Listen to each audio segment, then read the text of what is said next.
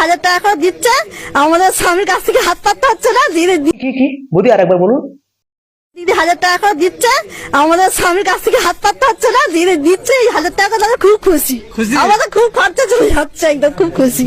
এই ভোটও খেলবে দিদি? হ্যাঁ নিশ্চয়ই খেলবে, খেলা হবে। খেলা হবে। এর নাম জোসা। মাই গড, বৌদি কি বলছে? 1000 টাকা লক্ষ্মীর ভান্ডার পাচ্ছে, স্বামীদের কাছে হাত পাততে হচ্ছে না, 1000 টাকা লক্ষ্মীর ভান্ডার দিদি দিচ্ছে, অনেক খুশি। বৌদি কি বলছে? কি অবস্থা! সামান্য 1000 টাকার জন্য স্বামীকে অপমান, স্বামীকে ছোট, সামান্য 1000 টাকার জন্য। দর্শক, কোথায় গিয়ে মুখ দেখাবে সেই হতভাগা স্বামীগুলো? কোথায় গিয়ে মুখ দেখাবে? বৌদির ঘর সংসার চলে যাচ্ছে, দেখছেন না আপনারা? বৌদি কিভাবে হেসে খেলে কথা বলছে।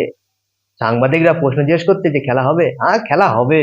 মানে বৌদির 500 টাকা 1000 টাকা, 500 থেকে 1000 টাকা যাওয়ার পরে বৌদির মনে লাড্ডু ফুটছে।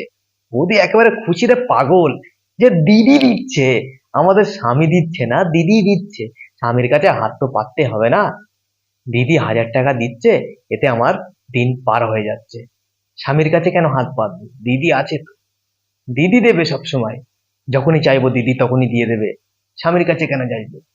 আমরা যতটা বুঝলাম ভিডিওটা দেখে, এই বৌদির কাছে তার স্বামী বড় নয়, এই বৌদির কাছে সব থেকে বড় জিনিস হলো দিদি। দিদির 1000 টাকা বড়, সব থেকে বড় জিনিস।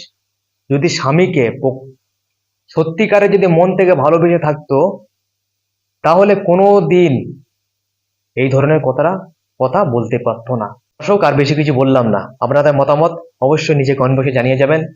এখন লক্ষ্মীর ভান্ডার 500 থেকে 1000 টাকা হয়ে গেছে। 500 থেকে 1000 টাকা হয়ে গেছে। এখন মহিলাদের মাথা খারাপ হয়ে আছে, স্বামীদেরকে ছোট করছে আর দিদিকে বড় করছে।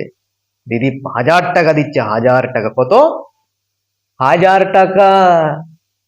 ছোট কোনো অ্যামাউন্ট না, অনেক বড় অ্যামাউন্ট। এই জায়গায় স্বামী ছোট হয়ে যাচ্ছে সেই অ্যামাউন্টের কাছে।